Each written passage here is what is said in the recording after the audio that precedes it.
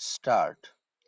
सूक्ष्म, लघु और मझोले उद्यम एमएसएमई अर्थव्यवस्था की रीढ़ कहे जाते हैं।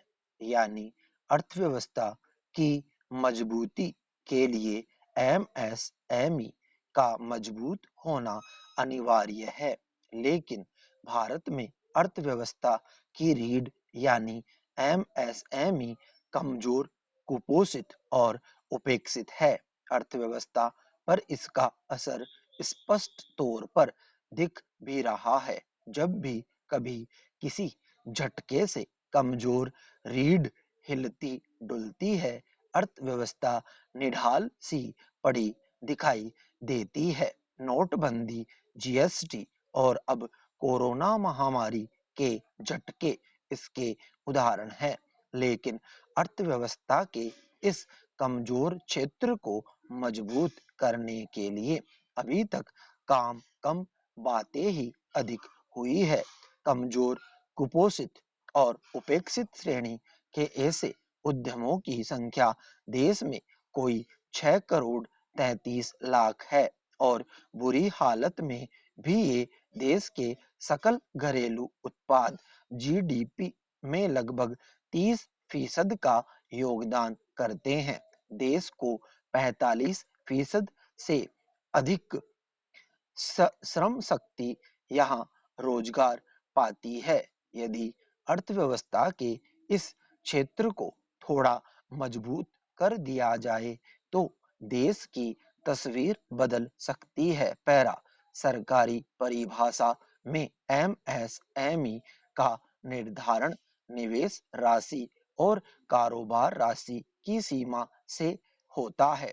1 करोड़ रुपए तक निवेश और 5 करोड़ रुपए तक सालाना कारोबार करने वाला उद्यम सूक्ष्म श्रेणी में आता है। वहीं 10 करोड़ रुपए तक निवेश के साथ 50 करोड़ रुपए तक सालाना कारोबार करने वाले उद्यम को लघु श्रेणी में रखा गया है। जबकि 50 करोड़ रुपए तक निवेश और सालाना 250 करोड़ रुपए तक का कारोबार करने वाले उद्यम को मध्यम श्रेणी का माना जाता है। यानी 250 करोड़ रुपए कारोबार के बाद कॉरपोरेट जगत की सीमा शुरू हो जाती है। पैरा एमएसएमई क्षेत्र के उद्यम कई सारी चुनौतियों का एक साथ सामना करते हैं। इनमें भी सूक्ष्म उद्यमों की चुनौती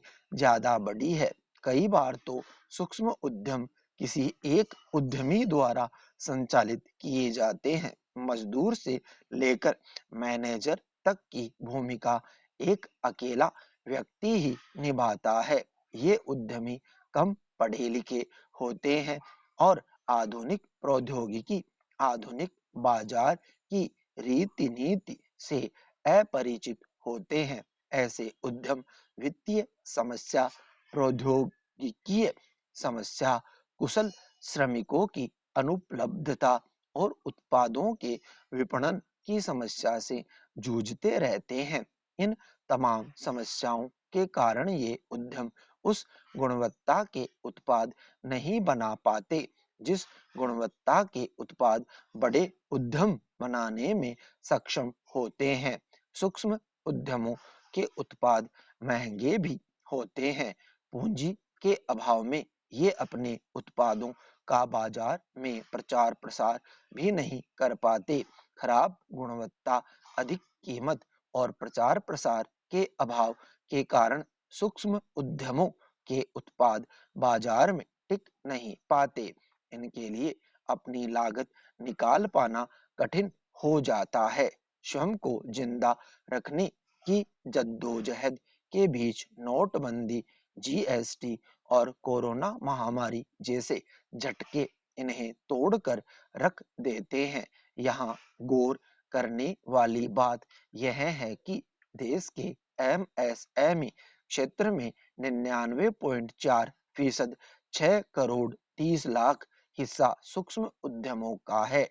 लघु उद्यम 0.52% यानी 3 लाख 31,000 और मध्यम उद्यमों की हिस्सेदारी 0.007% यानी 5,000 ही है। Para all India manufacturers organisation AIMO के एक सर्वे के अनुसार पिछले सवा साल के कोरोना काल के दौरान 35% MSME को अपने कारोबार बंद करने को मजबूर होना पड़ा। कारोबार बंद होने से बेरोजगारी बढ़ती है, बेरोजगारी से मांग घटती है और मांग घटने से अर्थव्यवस्था टूटती है। Centre for monitoring Indian economy CMII के आंकड़े बताते हैं कि 11 जून को बेरोजगारी दर 12.35% पर थी। मई महीने में यह 11.90% थी। लेकिन हैरत की बात तो यह है कि सरकार MSME के बंद होने की बात से ही इनकार कर रही है। सरकार लगातार कह रही है कि MSME के बंद होने से संबंधित कोई आंकड़ा उपलब्ध नहीं है। फिर यह सवाल वाजिब हो जाता है कि क्या सरकार ने आंकड़े जुटाने की कोई कोशिश भी की? पैरा ऐसा भी नहीं है कि सरकार MSME क्षेत्र के लिए कुछ नहीं कर रही।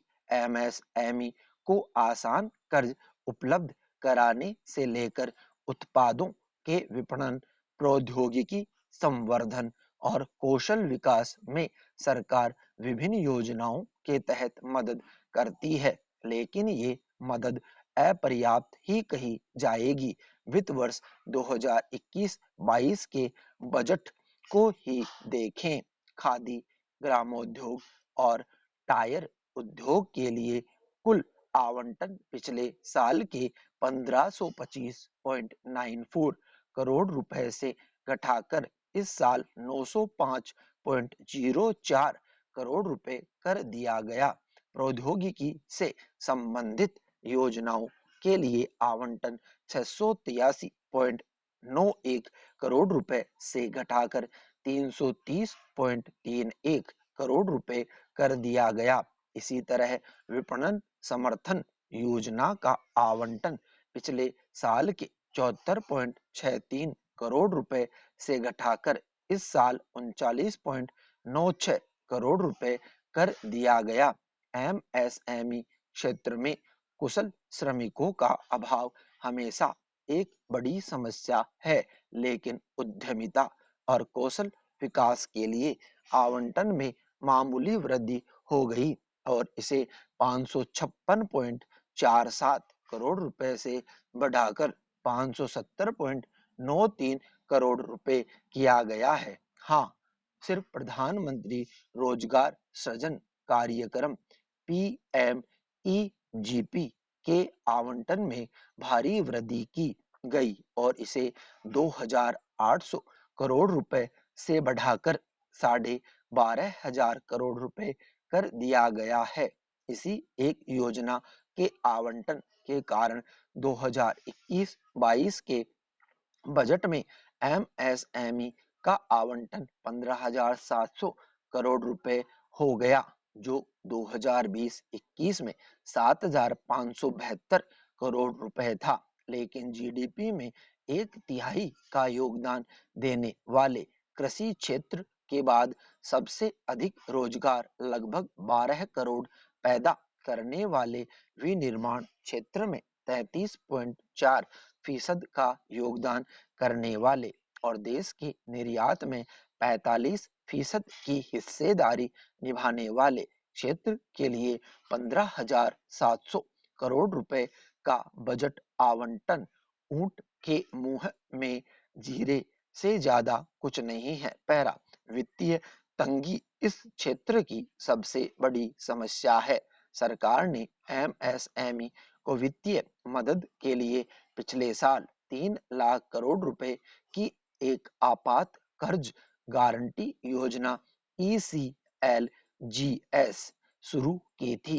योजना की अवधि मार्च 2021 तक थी। इसके तहत बगैर किसी जमानत के कर्ज लेने की सुविधा थी। सरकार की इस योजना से देश के कुल एमएसएमई में से मात्र लगभग 14% को ही लाभ मिल पाया।